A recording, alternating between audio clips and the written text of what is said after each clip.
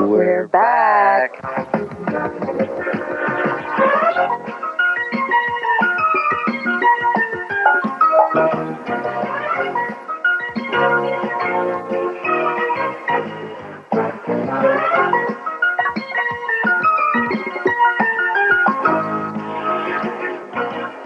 CPO 9 means news in Cincinnati. We are at the Pin House in St. Bernard.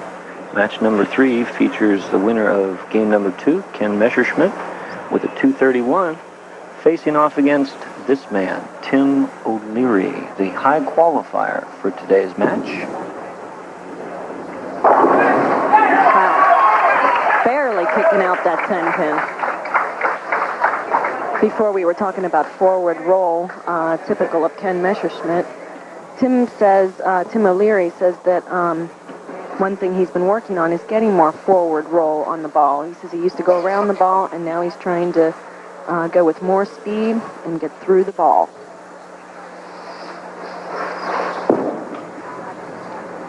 We have an added feature this year. You people at home, we are going to reward you for staying with us all the way through the telecast if you listen to Jim Scott tomorrow on 700 WLW Radio at approximately 7:20 a.m. He's going to ask people to call in at a certain time, and if you can identify the winning score in the championship match, you will win his and her bowling balls from the AMF Corporation, valued at over $200. Wow. Courtesy of AMF. Hey, that's a really nice gift. Nice. I could use some new equipment. Me too. And I'll be in the car at 7:20, so I'm going to be calling in, I think. But can we remember the scores? I'll write it down. But all right. I'm not sure if I'm eligible. I don't see that disclaimer on here. That's Maybe right. I can play. Ken making another 10-pin. That's 2 for 2. You know he's feeling good about that. Oh, he is smiling because of exactly what you said. Tim O'Leary is going to have all he can handle with a guy that can fill the frame. So as you see, qualifying score high with 715. 7 TV appearances, and I think he's had more than one 300 game, but he's been around for a long time, and he's gone through a lot of changes in his game over the years, Jennifer, and the changing game of bowling required people to change, like the reactive resin balls that are out today, for example. If you're a tournament player and you don't have the proper equipment, you're going to have to bowl awfully good to keep up. And it's important to get in with a pro shop that you're comfortable with. Myself, I go to Tri-State Bowling Supply, who has been providing our plaques this year. And I think they're really good, but it's important to have confidence in the person drilling your ball. And don't be afraid to ask questions, because they're there to help. Absolutely right.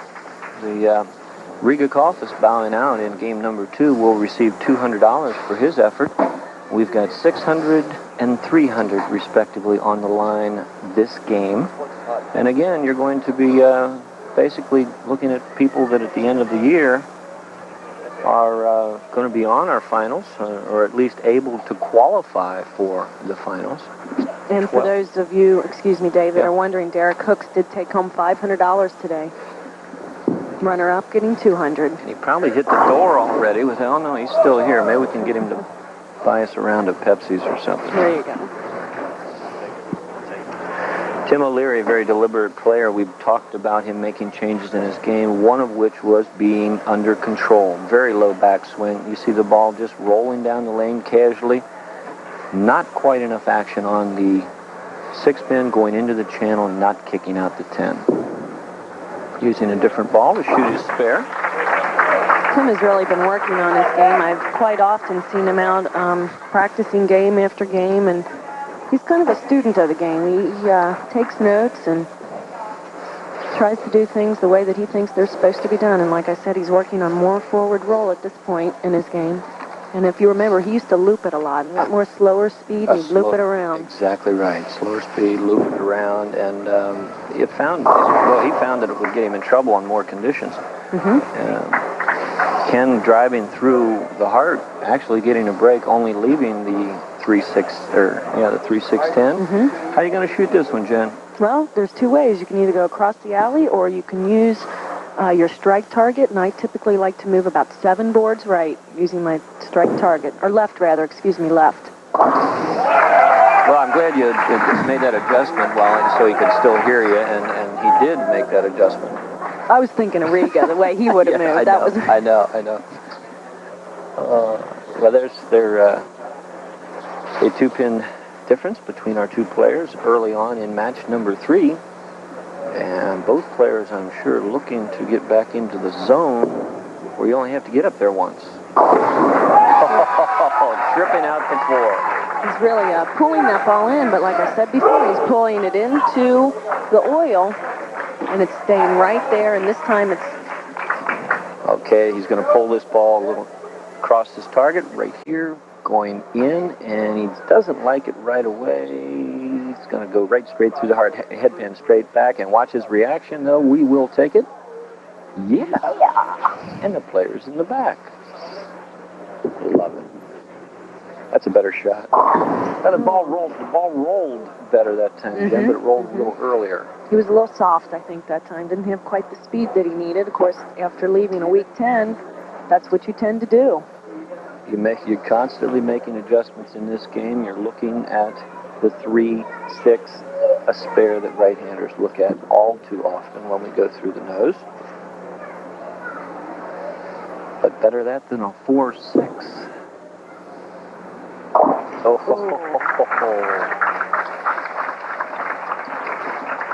Beautiful Shaling.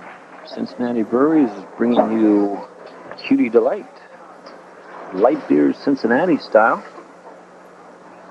Fewer calories than other beer. And not that you and I have to worry about that, but it just tastes good, too. It does.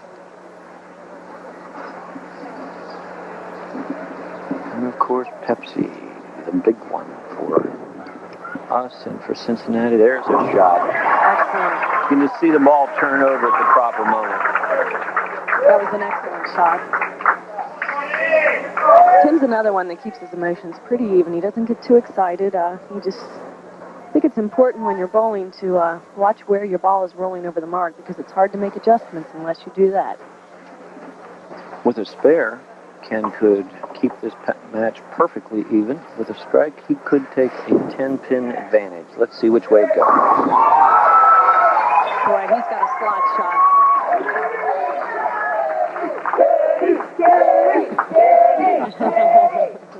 Well, you know what? In this particular situation, first time ever on television, the key is to stay loose so the arm swing's loose. And I think his fans and his family and friends are doing that for him right now. Ken's throwing a power torque.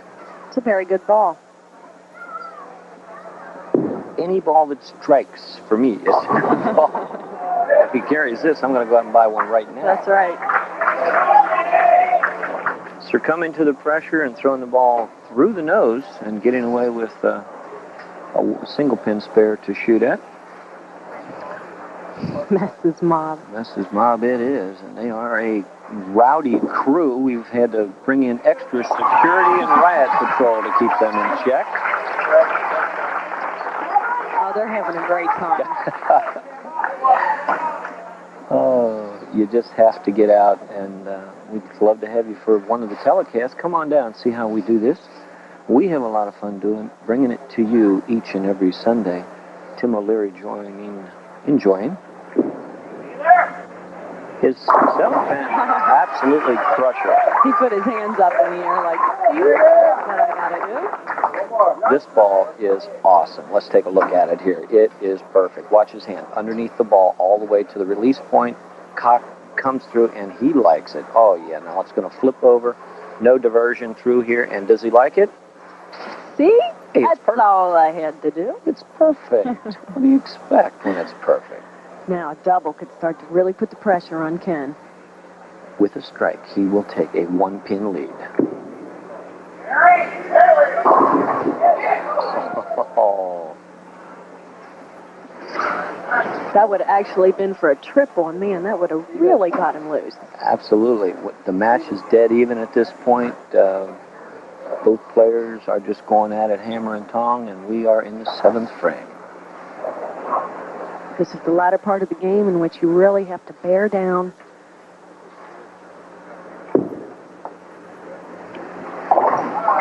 You said it before about the 10th frame. I'll tell you, the 9th and 10th, you can go along at a real even pace, but when that 9th and 10th comes along, man, you better be doing some striking. There you see it halfway through, 106 in the 5th frame for both players. O'Leary not utilizing the strike in the 6th, virtually tied up if Ken can strike on this ball. There we go. Whoa, baby, that went out of there nice. Trip 4, we look for it all the time on those high hits. And that's where the ball is going to enter the pocket a little heavy. Watch the left side of your screen. ISO on the 4-pin, guys. Second one from the left-hand side. See the pin go to the wall, whip around, and hacksaw the 4 out from the back. And does he want it? He wants it because he now knows the match is dead even, pin for pin. He has the advantage with a strike, and a double here would really put him in the lead. Just a little too firm. He had a little bit too much speed. He got a little too aggressive, and that's what I'm talking about, keeping your emotions in check. You want to just be very deliberate and not get too excited, because sometimes that speed can really work against you. He's pumped, though. I'll tell you what, he is really pumped. He's not backing down.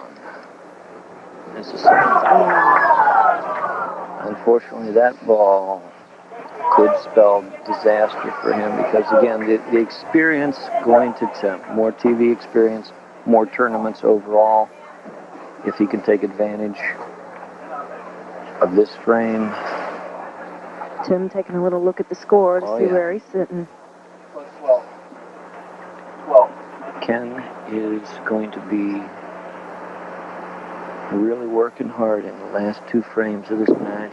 Tim up now, looks good. Absolutely crusher. That was great. Sent the left hand pins to the left and the right to the right. Just smashed it right open. What we call a Red Sea strike. Let's take a look here. Again, the perfect hand position, cupped all the way through, and then a good finger rotation out of the ball. Thumb about an 11 o'clock position. Watch this. Just rips the rack straight open. That was very impressive. Yeah. 12 pins in the lead is Tim O'Leary. Look at the concentration on his face. He's really watching his mark. Watching his mark, 9th frame, a little scowl there. It's going to be a good ball, I can tell. Mixer not quite going. Going light, leaving the 7-pin, cross-lane shot, Jim, but we've seen that miss before. Messerschmitt now knows that he can still win this game. He's not out of it yet. Tim could have closed the door, but not yet.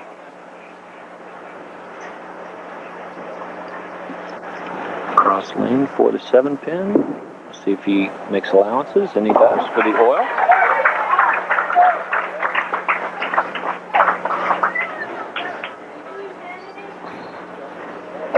Boy, he could really use a builder here. Ken could really use that builder in the 9th. Foundation frame. That's right. You're talking 12 pins roughly. He stayed down. He rolled it. Oh, almost leaving the 4-9. Instead, he'll be looking at a fairly easy spare, the 4-pin. You want to see how the 4-9 is left, or almost left? Take a look at it here. Ball's going to cut through. 2-pin left of your screen is going to go to the wall, come back, and actually take out the 9 in the back row. For those of you at home, we encourage you to go ahead and tape the show and watch it over and over again, and you can learn more about the game by watching how these people can do it. Pretty young lady there in the background with a nice hat on. Big 10th frame. Comes through with a strike, Jen.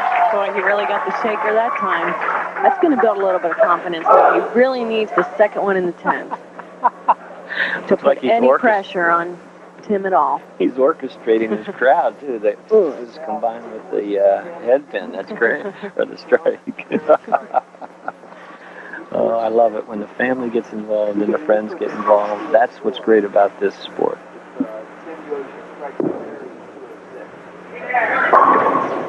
Not quite getting the shaker that time. Just a little bit too much speed again. Well, the adrenaline pumps. 10th frame. Here you go. You need it to really apply the pressure. And as you pointed out, the speed went up. With a spare here, he can finish with 194. Tim O'Leary is going to have to mark and keep his count in a reasonable area.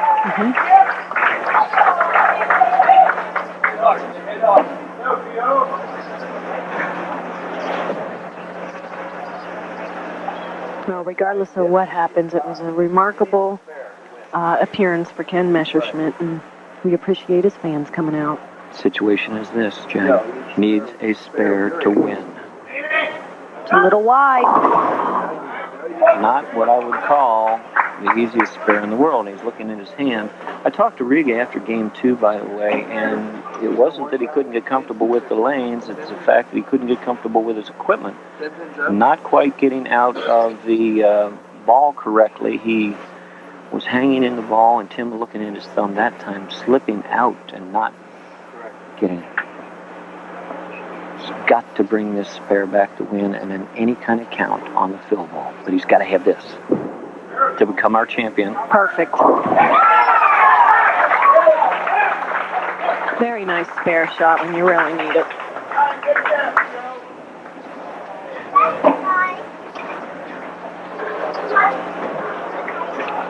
Two pins. Think he can get 2 pins? What do you think? I think you can do that. All right. Okay. Just keep in the middle of the lane, throw it straight down there, and see what happens.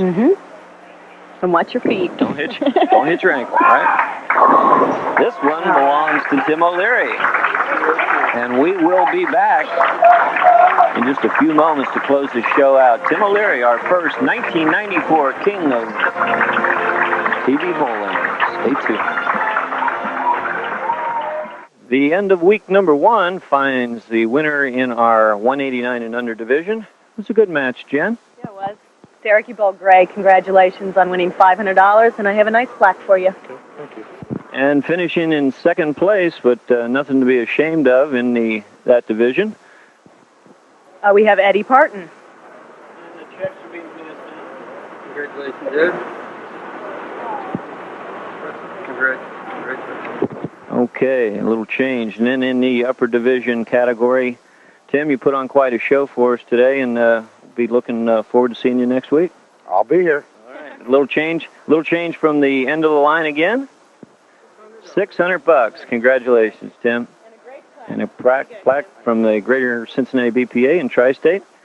And once again, everybody, we want to clue you in that we will be back this time, same time, next week here on Channel 9.